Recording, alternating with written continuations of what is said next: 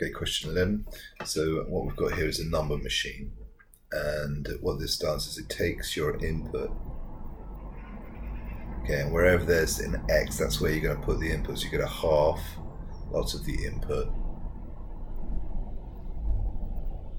okay, plus 4. Right? Just make that 4 a bit more visible. And so in this case, they want us to put 6 in there. So I'm just going to do F. 6 is going in there, so it goes here as well. So half of 6 is 3, so my answer is 7. In this one, okay, we've got to do a composite function. And the best way to do this is to start off by realizing that this, you don't work from left to right, you work from the inside out. Okay, so my G machine is more complicated. So my G machine is this: you put the in here, whatever goes here, it's going to go here, and it's going to go here. Okay, so to start off with, if you imagine putting -3 here, I'm going to get 2 lots of -3, and then -3 plus 1. And all of that is going to be going in here. So all I've done is put -3 into the G machine. Well, if I work that out, okay, I'm going to get -6, okay, divided by -2. And the minuses will cancel, and I get 6 divided by 2, which is 3. Now, I haven't done anything with the F yet. All I've done is figure out what you get if you put -3 into this machine here. But now, as a consequence, I've got to put 3 into this, which gives me a half lots of 3 plus 4, which is 5.5. In the next bit, it's important that you realize that it's not the -2 that's being put into this machine, it's the A. So if, remember, my G machine was like this: in, okay, equals 2 lots of in plus 1. And so that's what I'm going to put. I'm going to put A here. So instead of that being, that will become A, this will become A, and this will become A. So what I get is 2A over A plus 1. And then they're saying that that is equal to -2. So I've got 2A over A plus 1 is equal to -2. And I'm going to solve that equation. And the way I'm going to do that is by multiplying the denominator away. So in my mind, I'm multiplying both sides of this equation by A plus 1. And that will have the fact of cancelling that out. I'll be left with 2A here and -2 lots of A plus 1 here. And so now I get 2A equals -2A, okay, -2. And if I take the -2A over from right to left, I'll get positive 2A, so I actually get 4A equals -2. And then dividing everything by 4, I get A is equal to -1/2. So in the next bit, they want me to find the inverse of this function. Now, you might be able to do it in your head, because here, the first thing that happens is halving, and then the last thing is +4. So if you reverse the operations, but also reverse the order, you should be taking away 4 and then doubling.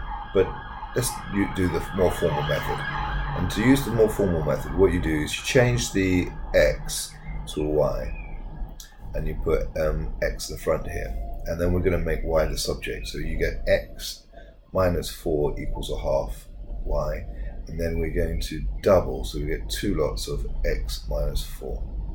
So this is the reverse of doing this. Again, you can see what we did last, we did first, but the opposite.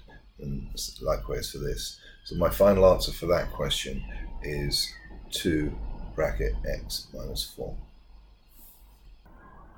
Okay, kind of a confusing diagram, and it's really important that you read this bit here very carefully, okay? Because you might assume that this distance to here is 11, or that this distance to here is 5, but it's only when you look at that carefully do you realise that AD is this bit here. okay, and BC is this bit here. And what they're talking about is that ABCD, okay, ABCD, that quadrilateral is similar, in other words, the same shape, okay, but a different size. So something similar, it's got the same shape, but a different size as to this one here. Now, I hope you can see that the equivalent, this kind of looks like a shoe, and you can see that the front of the shoe would match with this one that's just been inverted, and this side would match with this one, and this one would match with this one. And it's seeing those matches and the shape that's crucial to this. So there's no equivalent for here and here, and there's no equivalent for here and here. But we do have, for the two notched ones, we've got this 27.5 and 11. So I'm going to see how many times 27.5 can be divided by 11. And so that 27.5 divided by 11 gives me 2.5. Okay, so the ratio is 1 to 2.5, which I'm going to write down here. Okay, 2.5. And then the next bit is easy, because RQ is this distance here, and that represents this one here. So I'm going to go 5 times 2.5. So you can see that I've just done 5 times 2.5. And if I want to do CD is this one here. So here I'm going to do division, okay, and just divide that by 2.5. Now this last part of a similarity question is very, very common, and it's to test to see if you're aware of the fact that if you double the length of something, okay, the areas get bigger by 2 squared.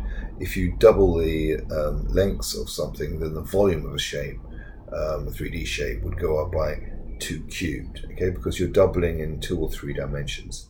So this is the small one, small quadrilateral, okay, and the length's got bigger by 4. So what I need to do is take the area of the small one and times by 2.5 squared. So you should get for that one 54 times 2.5 squared gives me 337.5.